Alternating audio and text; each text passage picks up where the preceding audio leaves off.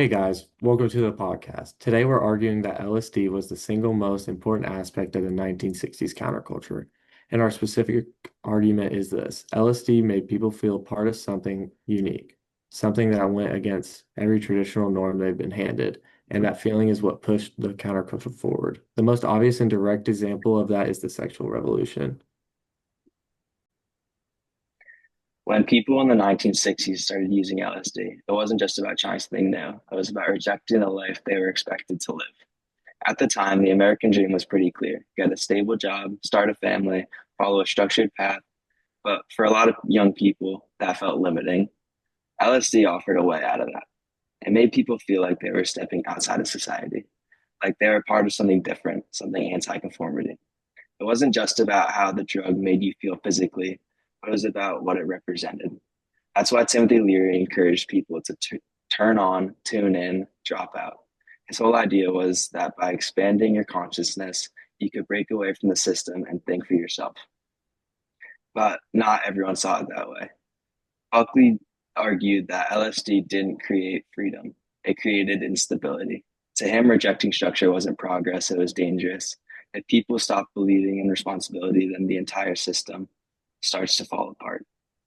So, what you get is two completely different views of America. One side sees LSD as liberation, the other sees it as a threat. Because of this, LSD becomes more than just a drug, it became a symbol. Taking it meant rejecting traditional expectations and choosing a different way of thinking.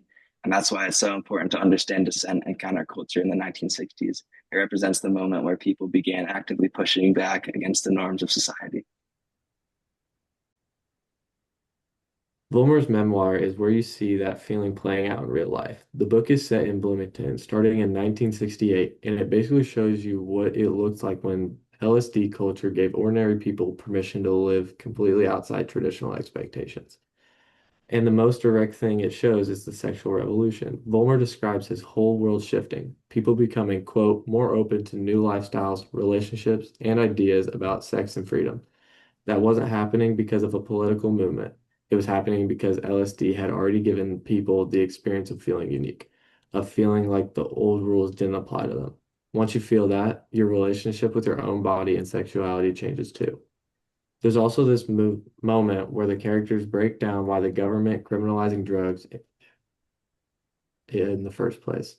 And the argument is that it was never about safety. It was because the establishment understood that LSD was the engine behind everything, except especially the sexual revolution.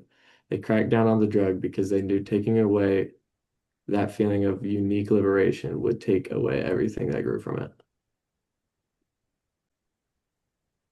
Another reason LSD is so important to understanding the 1960s is not just what it represented, but how it actually changed the way people live day to day. In counterculture, people weren't just thinking differently, they were living differently. And you can see that clearly in We Only Came to Dream.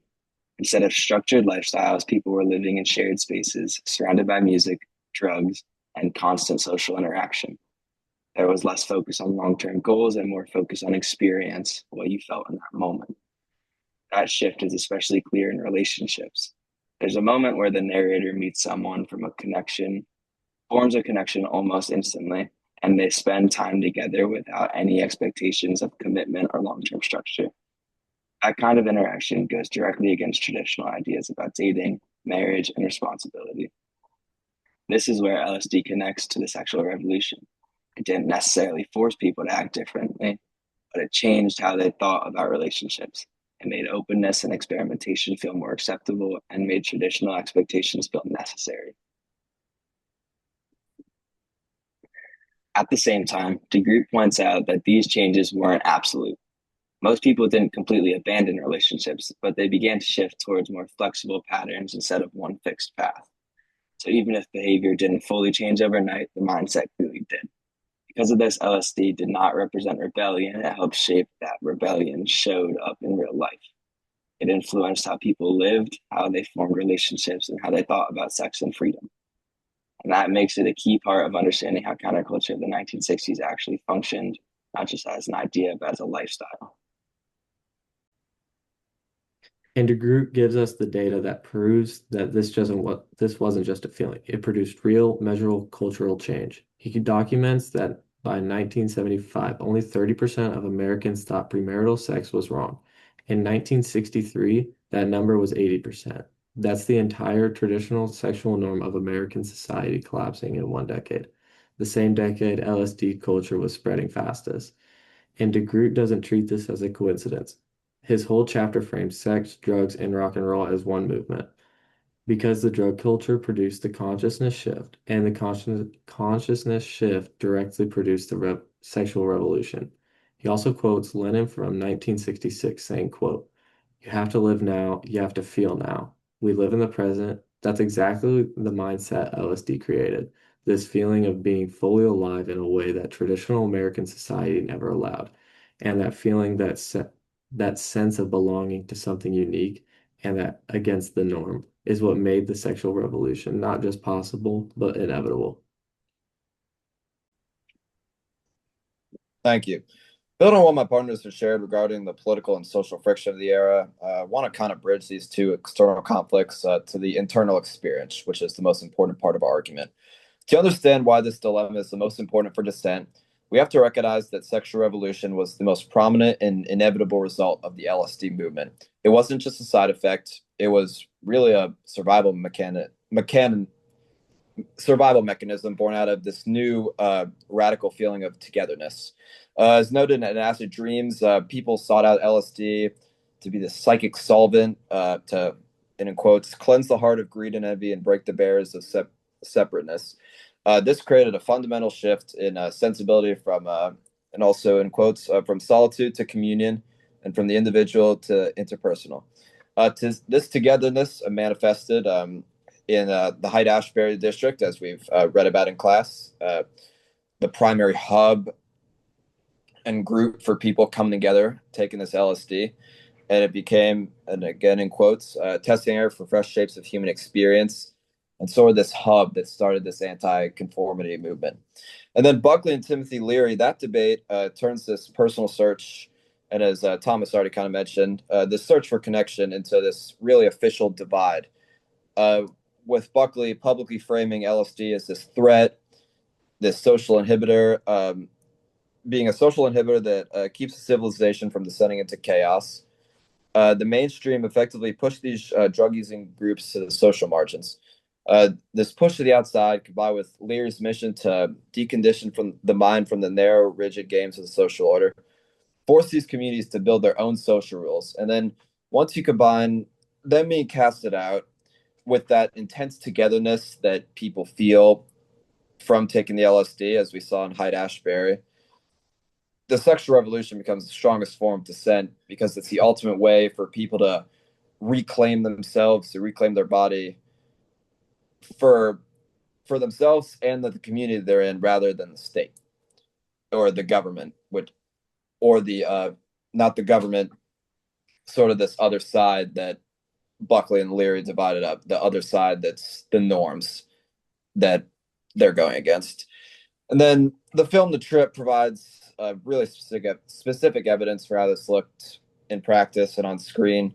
Our protagonist, Paul, he used the drug to handle the trauma of his divorce, and he was seeking that very physical connection that he lost in this normal society, this normal world.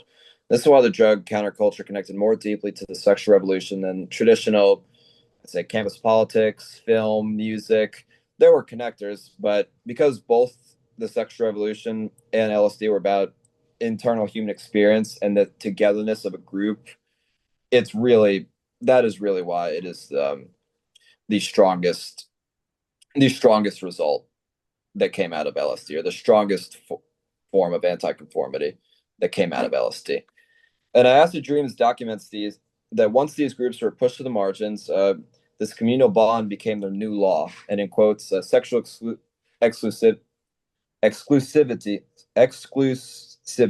was often rejected in favor of group marriage because the groups believed that, in quotes, hang-ups or restrictions of any sort can impede the healing process.